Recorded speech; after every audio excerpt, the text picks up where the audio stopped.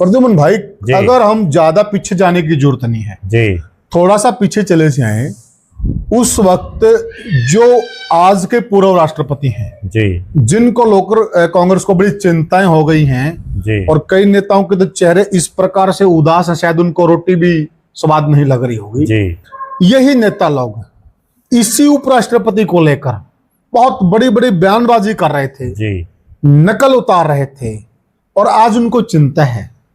लेकिन ये तो बात हुई अलग, लेकिन सच्चाई में देखा जाए तो जिस प्रकार से उनका इस्तीफा हुआ उसको लेकर संदेह तो अवश्य है। जी। क्या कहेंगे आप? देखो, पहली बात तो ये है कि राजनीति में कोई स्थायी दोस्त और कोई स्थायी दुश्मन नहीं होता। बिल्कुल। यहाँ समय और हालात और परिस्थितियों के हिसाब से राजनेता फैसला लेते रहते हैं। जी।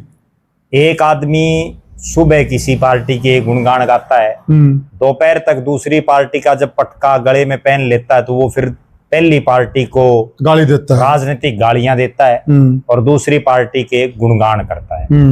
और राजनीतिक व्यक्ति तो सुबह किसी को पिता तुल्य बताता है और दोपहर बाद किसी को बता देता है और शाम होते होते किसी को अपना माई बाप बना लेता है। बहुत नेता ऐसे हैं, या तो दादा भी बन गए हैं। बिल्कुल।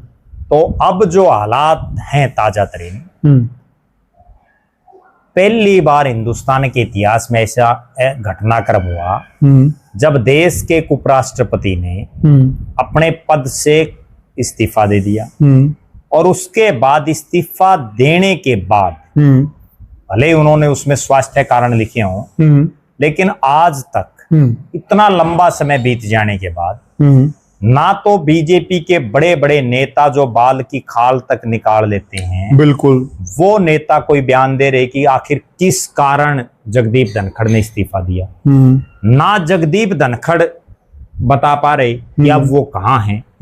और सबसे बड़ी और सबसे गंभीर बात कि जगदीप धनखड़ ने जिस बात का हवाला देकर के इस्तीफा दिया कि उनका स्वास्थ्य सही नहीं है, तो अब उनका स्वास्थ्य सही है या नहीं है ये भी पता चलना चाहिए देश को। ये भी एक बहुत बड़ी चिंता का विषय है। सही कहा आपने। और अगली बड़ी बात यह है कि देश का उपराष्ट्रपति जो रह गया है तो उसको सरकारी बंगला भी अलॉट होना है पूर्व उपराष्ट्रपति के लिहाज से।